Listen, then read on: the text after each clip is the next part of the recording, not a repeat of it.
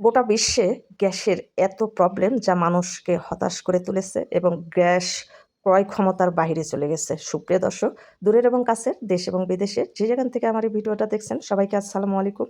আশা করি সবাই ভালো আছেন। আজ আমি আপনাদেরকে রান্না করে দেখাবো অল্প গ্যাস খরচ করে খুব সহজভাবে খুব লোভনীয় স্বাদে সুস্বাদু গরুর ভুঁড়ি। আশা করি ভিডিওটা আপনাদের ভালো লাগবে। আপনারা যারা নতুন রাঁধুনি ব্যাচেলার ভাই আপু, কর্মব্যস্ত আপুরা আছেন, এমনকি যারা বিদেশে থাকেন, তারাও চাইলে আমার এই রেসিপিগুলো হুবহু ফলো করে রান্না করে দেখতে পারেন। আশা করি ভিডিওটা আপনাদের ভালো লাগবে।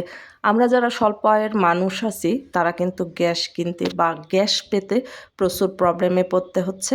আর তাছাড়া গ্যাসের ক্রয় ক্ষমতা আমাদের নাগালের বাইরে। তো চলুন কথা না বেরিয়ে আমরা মূল ভিডিওতে চলে যাই। সুপ্রিয় দর্শক, গরুর ভুঁড়ি রান্না করার জন্য প্রথমেই আমি ভুঁড়িগুলোকে পরিষ্কার করে ধুয়ে সেদ্ধ করে ছোট ছোট পিস করে কেটে নিয়েছি। তো এই ভুঁড়িগুলোকে প্রেশার কুকারে রান্না করব। তো এর জন্য এখানে একটা নিয়েছি প্রেশার কুকার, আর প্রেশার কুকারের মধ্যে পুরো ভুঁড়িটাই দিয়ে দিয়েছি। এখানে 3 কেজির মতো ভুঁড়ি আছে, পুরোটাই দিয়ে দিয়েছি। 2টা দিয়েছি কোয়া করে বাছা রসুনের কোয়া, 1 কাপ পরিমাণ দিয়েছি পেঁয়াজ কুচি, আর দিয়েছি আদা রসুন পেস্ট 1 চামচ, স্বাদ মতো লবণ, হলুদের গুঁড়া, মরিচের গুঁড়া, জিরা গুঁড়া, ধনিয়া গুঁড়া, আর কিছু গরম মশলা, তেজপাতা, দারচিনি, ছোটো এলাচ, বড় এলাচ, আর দিয়ে দিচ্ছি রান্নার রেগুলার তেল। এখন এই ভুঁড়িগুলোকে চাইলে হাত দিয়ে মাখাতে পারেন, যেহেতু প্রেশার কুকার একটু ডিপ সাইজের হয় তাই আমি খুরচুন দিয়ে ভুঁড়িগুলোকে মেখে নেব। এতে করে ভুঁড়িগুলোর ভিতরে সব মশলাগুলো সমানভাবে প্রবেশ করবে।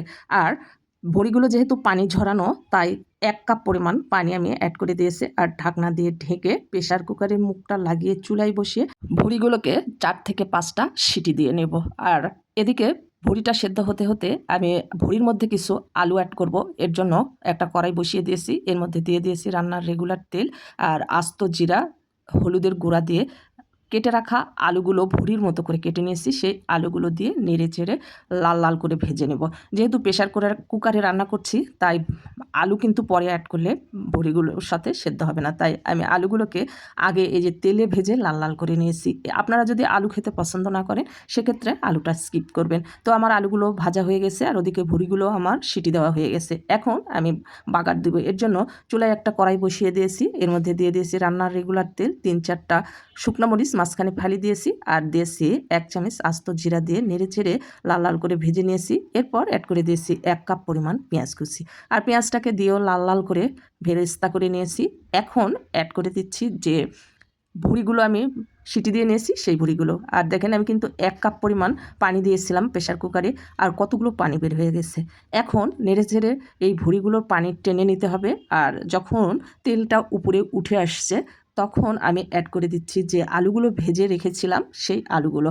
ভুঁড়িতে আমার আলু অনেক বেশি পছন্দ, আপনারা যদি পছন্দ না করেন সেক্ষেত্রে স্কিপ করবেন। তবে এইভাবে যদি রান্না করেন তাহলে কিন্তু খেতে ভীষণ টেস্টি হয়।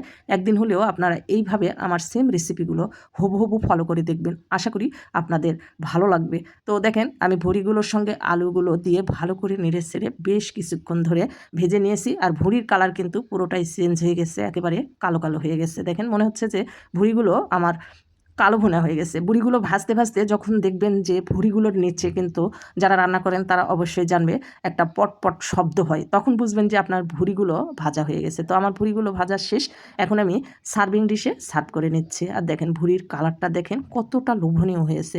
একদিন হলেও আপনারা আমার সেম রেসিপিটা হুবহু ফলো করে রান্না করবেন, আর রান্না করে কমেন্টে জানাতে একদমই ভুলবেন না।